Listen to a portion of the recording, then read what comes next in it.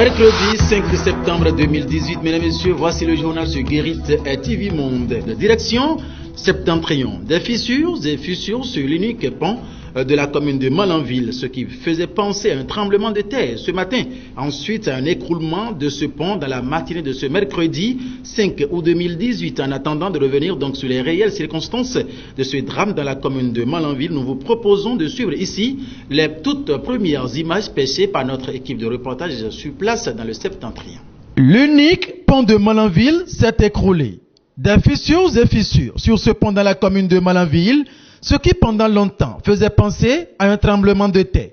Mais finalement, comme le témoignent ces images qui défilent sur vos petits écrans, le pont de Malanville s'est écroulé. Un état de choses qui actuellement empêche toute entrée et sortie dans cette commune. Perte en vies humaines, l'on ne saurait répondre pour le moment. La vie humaine est sacrée, elle n'a pas de prix. Alors que les autorités concernées fassent diligence pour arranger ce pont à Malanville et veiller à ce que de pareilles situations ne se reproduisent ailleurs.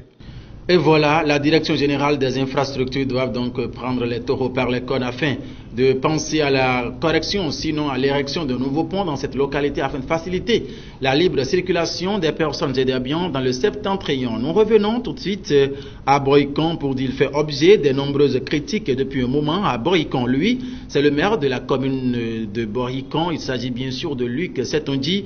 Atroco, ses détracteurs l'accusent de mauvaise gestion, mais l'homme reste serein et œuvre nuit et jour pour l'épanouissement de ses mandants. Certains citoyens se disent satisfaits de la gestion du maire de Boycon. Suivons donc le reportage de Wilfried Azoraï qui en parle. Le maire Luc Setonji Atroco reçoit un écho favorable au sein de la population dans sa gestion de la commune de Boycon. Pour ma part, Luc Setonji Atroco, maire de Boycon, on fait un effort assez louable. Regardons un peu la résidence de notre maire. Nous, on a eu la chance quand même de parcourir plusieurs résidences des maires des villes du Bénin. Mais nous, on a déclaré que de fait, pour ceux qu'on aménage un peu, et cette résidence-là, il dit non, que l'administration n'a pas de bureau, la population souffre, et la population n'a pas de l'eau, il n'y a pas des écoles. Et c'est à lui quand même de rester dans une résidence digne de nom. Non, qu'il est mieux qu'on utilise ces fonds-là pour construire les écoles. Tant qu'il reste à faire, rien n'est fait, dit-on. Mais il faut avouer que des efforts sont en train d'être faits pour un réel épanouissement des citoyens de la ville Carrefour. Dans l'actualité, à présent, mesdames et messieurs, le vote du nouveau code électoral à l'Assemblée nationale, le lundi dernier, suscite toujours de réactions. Et à présent, mesdames et messieurs, nous vous invitons à suivre la réaction de l'USL dont Sébastien Germain Adiavon en est le président d'honneur.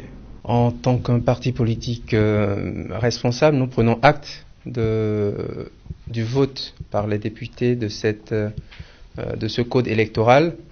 Ce sont à peu près 397 articles qui ont été votés en seulement 3 séances, 3 plénières. Donc nous saluons la bravoure et la célérité des députés à travailler sur un texte aussi massu. Déjà dans le code électoral antérieur, le principe des cautions est admis. Il faut se poser la question qui était au départ de cette proposition, que cherche-t-on à régler comme problème en décidant d'augmenter la caution au niveau des législatives? À l'évidence, c'est pour réduire le nombre de partis présents qui pourraient être présents à l'Assemblée nationale. Le 3e numéro de l'émission Instanté sur Guérit TV Monde a reçu pour vous Franco Agoman. Il est le chargé de mission de la coalition Bénin en route. Il s'est donc prononcé sur le nouveau code électoral voté le lundi dernier au Parlement du Bénin. Suivons ici un extrait de ses analyses. En général, nous sommes, je dirais, légalistes et nous sommes d'accord avec les parlementaires de ce pas dans le futur, de ce pas géant, je dirais, dans l'histoire politique de notre pays. Le commentaire du jour à présent sur Guérit TV Mondain, le récit de Wilfried Azonkaï. De quoi nous parle-t-il aujourd'hui dans son commentaire rentrée scolaire 2018 et 2019? Tout ce qu'il faut savoir. Suivons donc ici le commentaire du jour. Bonjour à tous. Dans quelques jours, l'école béninoise va ouvrir ses portes. Encore une nouvelle rentrée scolaire.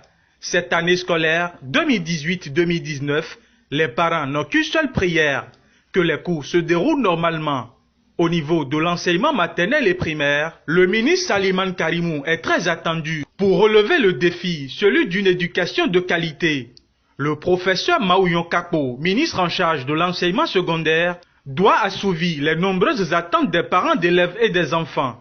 D'abord, trouver une solution à la sempiternelle question de la baisse du niveau des apprenants. Ensuite, l'organisation effective des séances de recyclage au profit des enseignants. Enfin, trouver les ressources nécessaires pour pallier certaines des innombrables difficultés que rencontrent élèves et enseignants, surtout ceux des zones les plus reculées et difficiles d'accès. Si le problème de grève perlée au Bénin semble être jugulé, les gouvernants doivent mettre un accent sur la compétence des enseignants. Que la motivation du corps enseignant ne soit pas seulement liée aux questions pécuniaires, mais que la vie des élèves soit réellement au centre des préoccupations. Dans tout le Bénin, l'heure est aux préparatifs de la rentrée et chaque parent s'affaire. Que ceux-ci ne manquent pas de rappeler chaque fois à leur progéniture que les résultats catastrophiques de l'année dernière continuent toujours de leur donner de l'insomnie. Il faut changer la donne et pour ce faire, chaque acteur du système doit véritablement jouer sa partition pour une année scolaire 2018-2019 apaisée.